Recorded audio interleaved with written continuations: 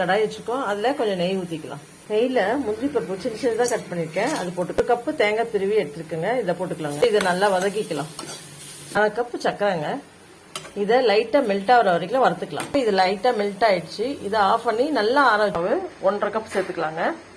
இப்போ லைட்டா உப்பு போட்டு நல்லா கலந்துக்கலாங்க. இது மேல கொஞ்சம் நெய் போட்டுக்கலாம். நெய் இல்லைன்னா எண்ணெய் போட்டுக்கலாம், எது வேணாலும் போட்டுக்கலாம். நம்ம இதுல 2 கப் தண்ணி கொதிக்க வச்சிருக்கேங்க. கொதிக்க வச்சு இது மேல ஊற்றி கொஞ்சம் கொஞ்சமா பிசைஞ்சிக்கலாம். இந்த மாதிரி பிசைஞ்சு எடுத்து இப்போ கொஞ்ச நேரம் மூடி போட்டு மூடி வச்சிடலாம். அந்த சூட்லயே வெந்துருங்க. இப்போ இது திறந்துடலாம். திறந்துட்டு கையில பிசைஞ்சிக்கலாம். பாருங்க, இந்த அளவுக்கு உருண்டையை ஒட்டிக்கணும். இதுல இருந்து சின்ன உருண்டையை எடுத்து இப்படி தட்டி பூர்ண எடுத்து உள்ள வச்சிருக்கேன். இதை அப்படியே ரவுண்ட் பண்ணிக்கலாம். பாருங்க, இந்த மாதிரி உருண்டையா ரவுண்ட் பண்ணி எடுத்துக்கணும். பாஸ்மதி ரைஸ் 2 மணி நேரம் ஊற வச்சிருக்கு. இப்போ இதுல உருட்டி எடுத்துக்கலாம். நான் இட்லி குண்டான்ல இப்படி வேக வைக்க போறேன். எவ்வளவு சூப்பரா இருக்கு பாருங்க. பிளே சக்தி கொழுக்கட்டை ரெடி ஆயிடுச்சு. இந்த பிளே சக்திக்கு இந்த டிஃப்ரெண்டான கொழுக்கட்டையை செஞ்சு சுவைச்சு ரசிச்சு சாப்பிட்டு எனக்கு கமெண்ட் பண்ணுங்க. ப்ளீஸ் சப்ஸ்கிரைப் பண்ணுங்க.